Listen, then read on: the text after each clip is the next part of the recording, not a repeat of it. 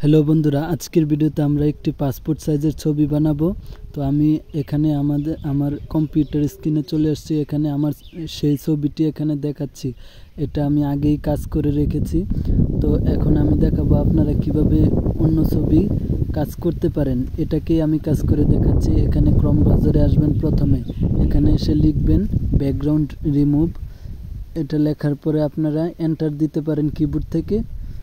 Enter দেওয়ার পরে আপনাদের সামনে একটি ওয়েবসাইট চলে আসবে। তো আমি এন্টার দিয়ে দিলাম। এখানে দেখতে পাচ্ছেন প্রথমে যেই ওয়েবসাইটটি আছে এটাতে ক্লিক করবেন।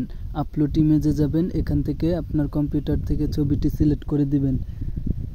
কম্পিউটার ছবিটি সিলেক্ট করার পরে এটা অটোমেটিক ব্যাকগ্রাউন্ড রিমুভ হয়ে যাবে। দেখতে পাচ্ছেন ব্যাকগ্রাউন্ড রিমুভ হয়ে গেছে। তো এখান থেকে অ্যাড ব্যাকগ্রাউন্ড কালার, এখান থেকে একটি নির্দিষ্ট কালার দিয়ে দিবেন।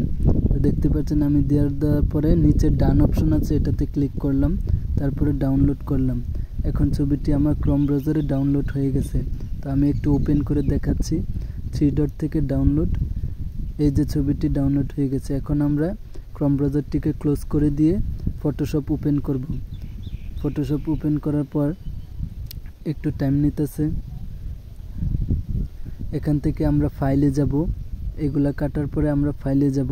ফাইল থেকে ওপেনে যাওয়ার পরে ডাউনলোড থেকে আমাদের নির্দিষ্ট ছবিটি আমরা নিয়ে নিব।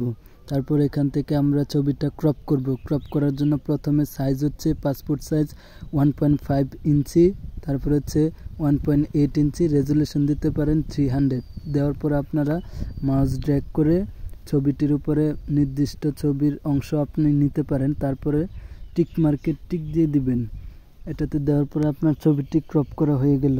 ছবিটিকে ফিট অন স্ক্রিন করে ফেলছি। Ctrl+0 দিলে ফিট অন স্ক্রিন হবে। তারপরে দেখতে পাচ্ছেন আমি এখান থেকে Ctrl+M দেওয়ার পরে এখানে ব্রাইটনেসের একটি টুল আছে। এটা আপনারা ব্রাইটনেস কমাইতেও পারেন, বাড়াইতেও পারেন। তো আমি একটু কমিয়ে দিলাম।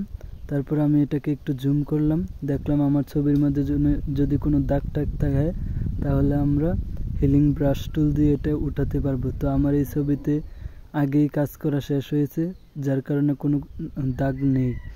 তো আমি এখন এই ছবিটাকে নতুন একটি পেজে নিব। এটা দিয়ে জুম ইন করতে পারবেন। এই যে প্লাস দিলে জুম হয়। এখান থেকে নতুন একটি পেজ নিলাম, নিউতে যাব। এখান থেকে A4 সাইজটা সিলেক্ট করব। A4 সাইজ দেওয়ার পরে এটাকে মিনিমাইজ করব, তাহলে দুইটা লেয়ার এখানে দেখা যাবে। তো এখান থেকে আমি মুভ টুলটা সিলেক্ট করার পর ছবিটাকে ড্র্যাগ করে ওই সাদা পেজে নিয়ে যাব। এখানে নির্দিষ্ট একটা জায়গায় রেখে Ctrl+Alt চাপটা ধরে একটা ছবিকে দুইটাতে রূপান্তর করব। আবার Ctrl+Alt চাপটা ধরে আরেকটা বানাবো, আবার Ctrl+Alt ধরে আরেকটা বানাবো। এই হলো 4টা ছবি হয়ে গেছে। তো এখন আমি এই পেজটাকে ফিট অন স্ক্রিন করব। ফিট অন স্ক্রিন করার জন্য ছবি যদি আপনি সাইডে নিতে চান তাহলে ব্যাকগ্রাউন্ড সিলেক্ট করে মুভমেন্ট কি ব্যবহার করতে পারেন। এখন আমি ওই পেজের 4টা ছবি আপনাদের সামনে দেখাচ্ছি। জুম করার জন্য মাউসের যে গোল বাটনটা তাই এটা ঘুরাইলেই হবে।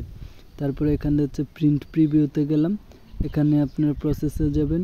এখান থেকে প্রপার্টিস, এখান থেকে হচ্ছে আপনার ইপসন প্রিমিয়াম গ্লসি, নিচে স্ট্যান্ডার্ড দেওয়া আছে, হাই দিয়ে দিব, তাহলে আপনার ছবিটা সুন্দর আসবে। তারপরে এখানে ওকে দিলেই আপনার এক কপি একটা পেজ দিবেন প্রিন্টারে, সেটা বাইরে হয়ে যাবে।